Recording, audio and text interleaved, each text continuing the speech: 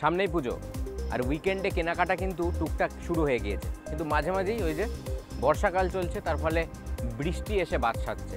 আর সেই কারণেই কিন্তু আম আদমির মাথায় একটু চিন্তা ইতিমধ্যেই গ্রাস করতে শুরু করেছে পুজোয় আবহাওয়া কেমনটা থাকবে।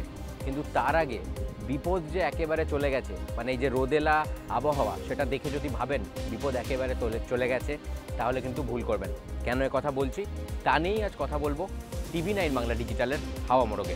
আপনাদের সঙ্গে আমি রয়েছি জয়দীপ। কেন বলছি এই কথা? রোদ রয়েছে, আপেক্ষিক আর্দ্রতাও রীতিমতো বেশি রয়েছে, তার ফলে দরদর করে ঘাম কিন্তু অফিস আসার পথে বা অফিস থেকে ফেরার পথে এটা আমাদের নিত্যদিনের সঙ্গী হয়ে দাঁড়িয়েছে। কিন্তু তার মানে একদমই এরকমটা নয় যে বৃষ্টির দাপট কমে গেছে বলে বৃষ্টি আর হবে না। মৌসুমি অক্ষরেখা তা কিন্তু পুরো দমে সক্রিয় রয়েছে। বাঁকুড়া থেকে দীঘা হয়ে বঙ্গোপসাগর পর্যন্ত মৌসুমি অক্ষরেখা দক্ষিণবঙ্গের উপর দিয়ে চলে গিয়েছে, কিন্তু ভয়টা রয়েছে অন্য জায়গায়। কেন বলছি? তার কারণ হচ্ছে নিম্নচাপ। ফের নিম্নচাপের অশনি সংকেত দক্ষিণবঙ্গের আকাশে।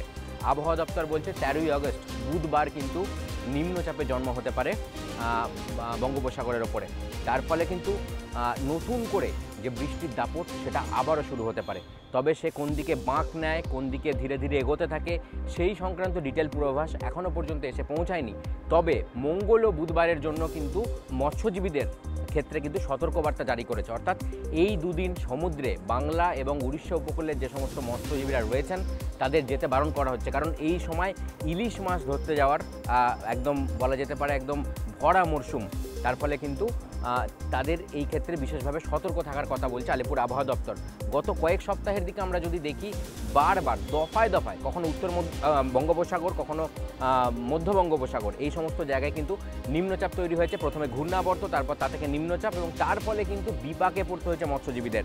আর চড়চড়িয়ে মানে ইলিশ বেশি পরিমাণে স্থলে না আসায় চড়চড়িয়ে কিন্তু ইলিশের দাম বেড়েছে। এবারও যদি সেই পূর্বাভাস সত্যি হয় তাহলে সপ্তাহান্তে মৎস্যজীবীদের জন্য অবশ্যই উদ্বেগের কারণ রয়েছে। উদ্বেগের কারণ রয়েছে আম আদমির জন্য।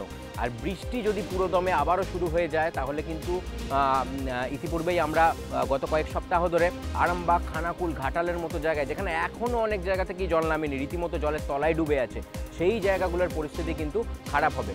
বৃষ্টি চলবে কলকাতাতেও। তবে গত 48 ঘন্টায় কলকাতায় বৃষ্টিপাত কার্যত অনেকটাই কমে গিয়েছে, এবং তার ফলে কিন্তু গরম সেটাও কিন্তু ধীরে ধীরে পাল্লা দিয়ে বেড়েছে। গত 24 ঘন্টায় কলকাতার যে সর্বনিম্ন তাপমাত্রা সেটাও কিন্তু 27-এর আশেপাশে ঘোরাফেরা করেছে।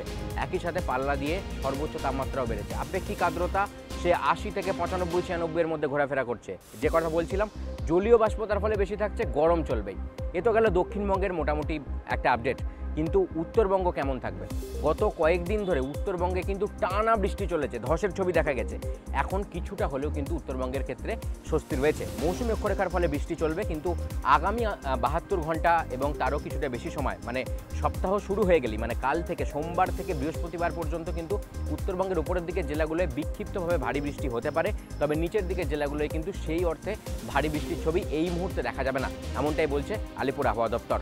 হাওয়া মোড়কে এতক্ষণ আপনাদের সঙ্গে আমি ছিলাম জয়দীপ। রাজনীতি থেকে বিনোদন, যে কোনো বিশ্লেষণধর্মী খবরের জন্য আপনাদের নজর থাকুক TV9 বাংলা ডিজিটালে।